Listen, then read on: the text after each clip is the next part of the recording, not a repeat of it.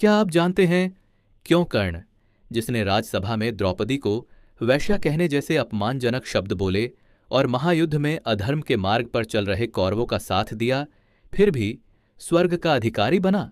यह प्रश्न केवल कर्ण के बारे में नहीं है, यह प्रश्न धर्म के बारे में है।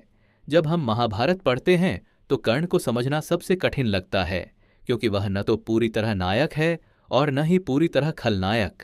राज्यसभा का वह दृश्य जहां द्रौपदी का अपमान हो रहा था और कर्ण ने अपमानजनक शब्द कहे, यह कर्ण के जीवन का सबसे काला क्षण था।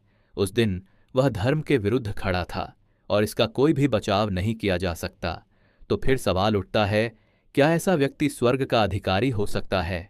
महाभारत हमें सिखाती है कि किसी भी व्यक्ति का मूल्यांकन केवल उसके एक कर्म से नहीं किया जाता, बल्कि उसके पूरे जीवन से किया जाता है। कर्ण का जीवन जन्म से ही संघर्ष था। वह कुंती का पुत्र था, एक क्षत्रिय, लेकिन समाज ने उसे सूतपुत्र कहा। उसने सम्मान मांगा, अपमान मिला। उसने शिक्षा चाही, जाति का तिरस्कार मिला। यहां तक कि जब वह अर्जुन के बराबर धनुर्धर बन गया, तब भी उसे मंच से उतार दिया गया। यह अन्याय उसके भीतर धीरे धीरे एक कठोरता पैदा करता गया।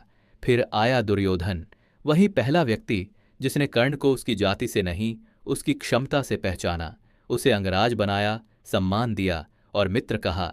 यहीं से कर्ण की सबसे बड़ी परीक्षा शुरू होती है, कृतज्ञता बनाम धर्म। कर्ण जानता था कि दुर्योधन अधर्म के मार्ग पर है, वह यह भी जानता था कि पांडव धर्म के पक्ष में हैं, लेकिन कर्ण का स्वभाव था, जो साथ दे उसे कभी न छोड़ना। यही गुण जो मित्रता में महान है, धर्म के क्षेत्र में उसकी सबसे बड़ी कमजोरी बन गए। लेकिन कर्ण को केवल उसके गलत पक्ष से देखना न्याय नहीं होगा। कर्ण को दानवीर कहा गया और यह उपाधि यूं ही नहीं मिली।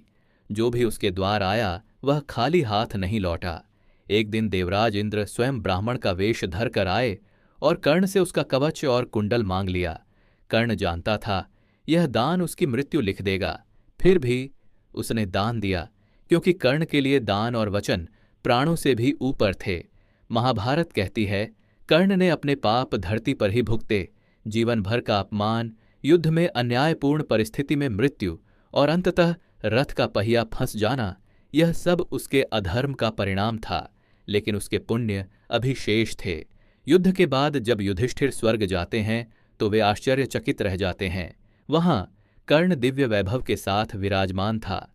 युधिष्ठिर पूछते हैं, यह कैसे संभव है? तब श्री कृष्ण उत्तर देते हैं, कर्ण ने अपने पापों का फल धरती पर भोग लिया और उसके दान, सत्य और त्याग के पुण्य उसे स्वर्ग में प्राप्त हुए।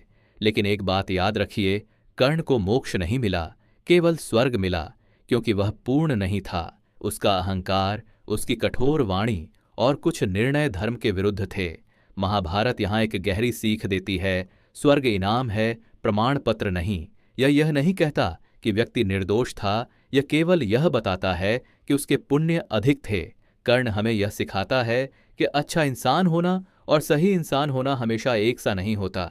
वह महान इसलिए नहीं था क्योंकि उसने कभी गलती नहीं की, बल्कि इसलिए क्योंकि उसने अपनी गलतियों की कीमत खुद चुकाई। और शायद इसीलिए कर्ण महाभारत का सबसे मानवीय पात्र है।